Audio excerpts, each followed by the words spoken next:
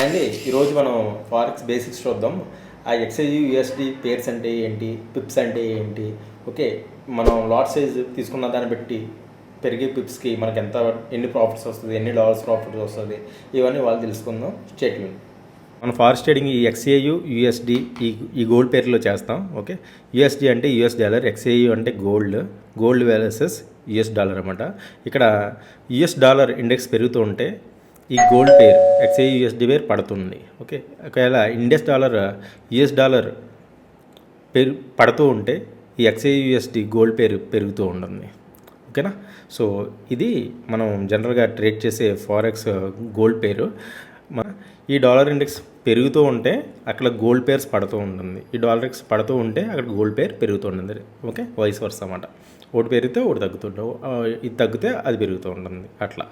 ఓకేనా, కంప్లీట్గా US dollar మీద డిపెండ్ అయి ఉంటుంది గోల్డ్ రన్నింగ్ అనేది. అది అప్ సైడ్ వెళ్ళమా డౌన్ సైడ్ వెళ్ళమా అనేది. సో మనం ప్రజెంట్ 3390 దగ్గర ఉంది కదా, 3390 దగ్గర ఉంది. ఈ 3390 నుంచి 3391కు వెళ్ళిందంటే ఒక పాయింట్ పెరిగినట్టు కదా, that is equal to 10 pips. అదే 3390 నుంచి 3395 వెళ్ళిందనుకోండి, that is equal to 50 pips అన్నమాట. ఓకే, సో అయితే యూఎస్ డాలర్ ప్రజెంట్ 98.17 ఉంది. దీన్ని డిఎక్స్వై అంటారు. Okay, US dollar index. మనం చేసేది ఫారెక్స్ పేరు ఎక్స్ఏ యూఎస్డి.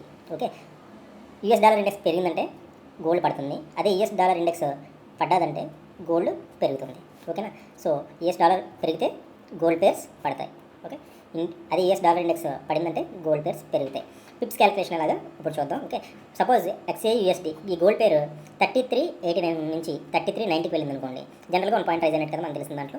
అక్కడ 1 point is equal to 10 Pips అని. అదే 3390 నుంచి 91కి వెళ్ళింది అనుకోండి, ఇక్కడ కూడా 1 పాయింట్ రైజే కదా.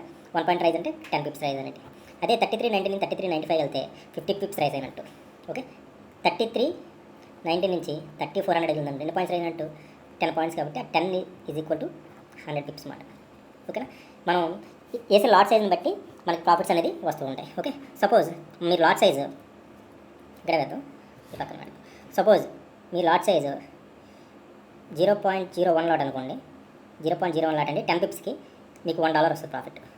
అదే సేమ్ 0.01 లాట్ అవుతే మీది ఈ 50 పిప్స్కి $5 వస్తుంది ప్రాఫిట్. అదే 0.01 లాట్ దీనికి కూడా ఈ 100 పిప్స్కి $10 వస్తుంది. అంటే 10 points rise is equal to $10. Okay, 1 point rise is equal to ఇక్కడ 1 point rise is equal to $1, 5 points rise is equal to $5, 10 points rise is equal to $10 అట్లా. ఓకేనా, 0.01 lot size minimum lot size మాట ఇది.